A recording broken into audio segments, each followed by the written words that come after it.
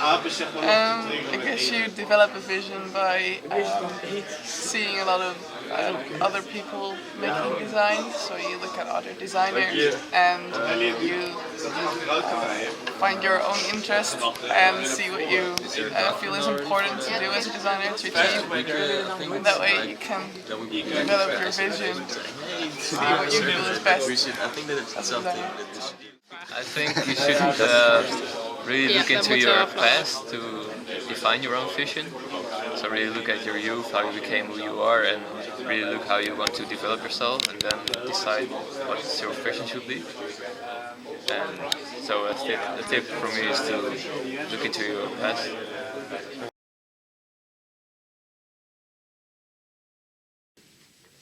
There are two main ways to develop a vision. One is by reflecting a lot on courses and things you have done. The other way is to force yourself to rewrite your vision, for instance, every week, and just don't look back at your previous vision, just write a new one. And then after a few weeks compare them and try to see whether you can find links between them.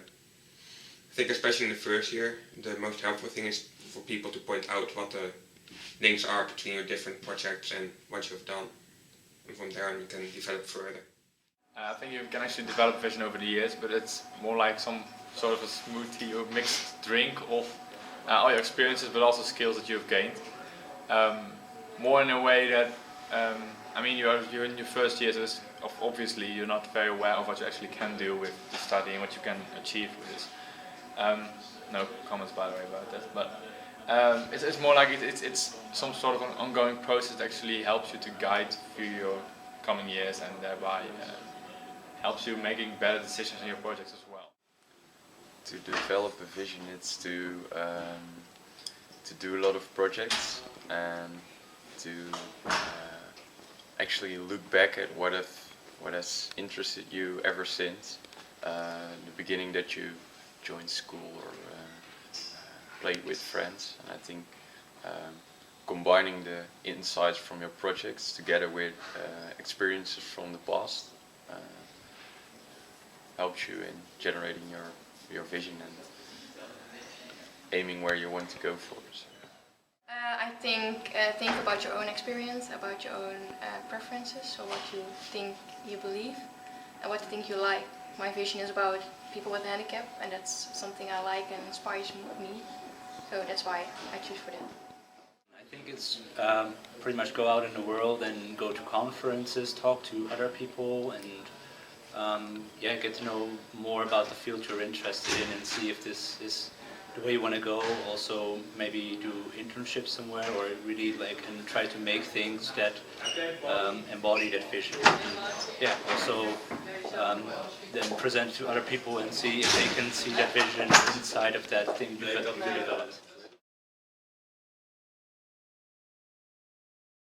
I think the combination I have in my vision, because I really like nature and volume mimicry, I have never really heard anyone say volume mimicry here, even though I feel like it's kind of an upcoming thing in designing.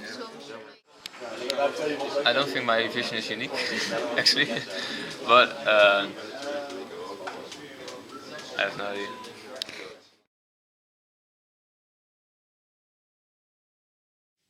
I think what is unique about my vision is that it is extremely focused. It is really pinpointing one really small thing in life that I think is missing. My vision is mainly about temper interaction and how we miss value within products and interaction. I really focus on value in interaction instead of value in things or value in products or interaction design in general.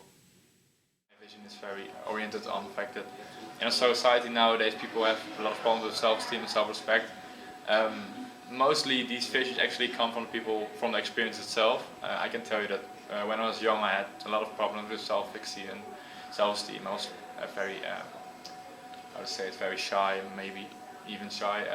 I get bullied a lot, and that actually eventually got some sort of marks in your own personality.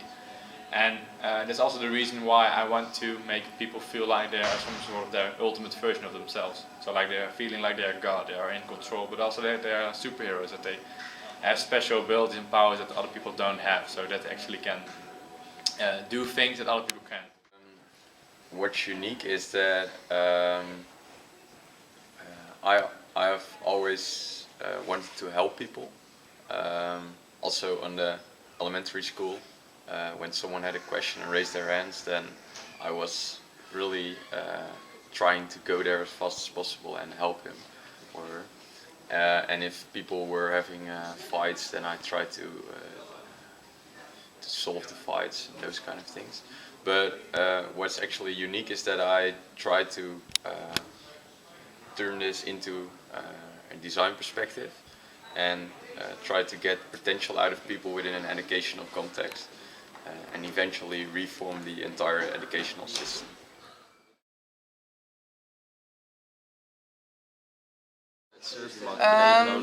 Because that way you can specify what you want to design, because there's so many things to do and so many things to design.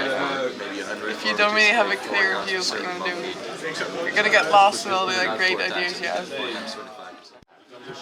Your vision is actually your guiding line to show other people what you're doing and what you're going to do, and it's also for yourself very nice to know what you're going to do and why you're going to do something. The most important thing about having a vision or a clear vision is that you always can start from it with regard to design. It makes sure that you always have an answer to the why question if you make something, and it makes a clear coherence between your different projects, so you can get one nice portfolio about the thing that you think is important. Yeah, actually, it is very important, because every project you start, you have to start with your project vision, which is derived from your actual vision.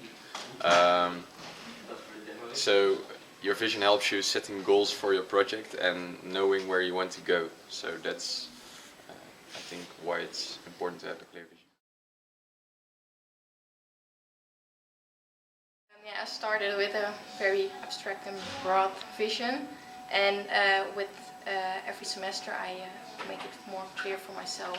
So I started with making a product for people that are in need of it, and later I make it to people with a handicap that need it. So yeah, the user group is more specific later on.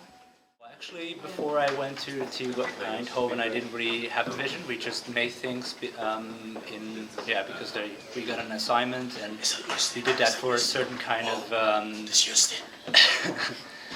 client, and like they had certain requirements, so you did that, and then that was the product in the end. And here it's more like, okay, so what do you want to make, like, and why do you want to make it? And I think that's a completely different way of designing things as well. So yeah, to have this really open kind of brief and think about how you're going to incorporate yourself into it is really a better way to develop your vision than just saying, okay, make this, and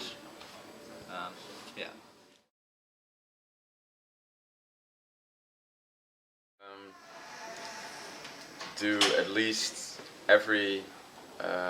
once every quarter a new iteration of your vision. So delete the entire old vision and rewrite it. I think that's an important one.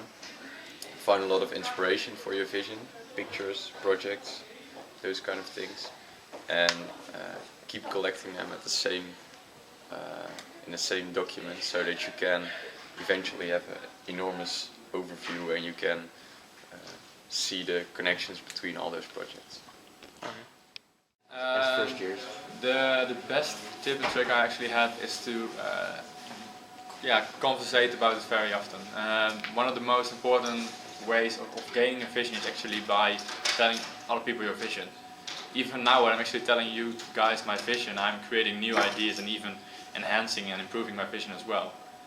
There might even be a chance that after this meeting I also just go back to my table and I write some things that I just came up with. Just because I'm telling things that come from my emotional intelligence, but also from my instinct. And when you actually want to write something, most of the time you just write something with your brains and not exactly with your emotion or instinct.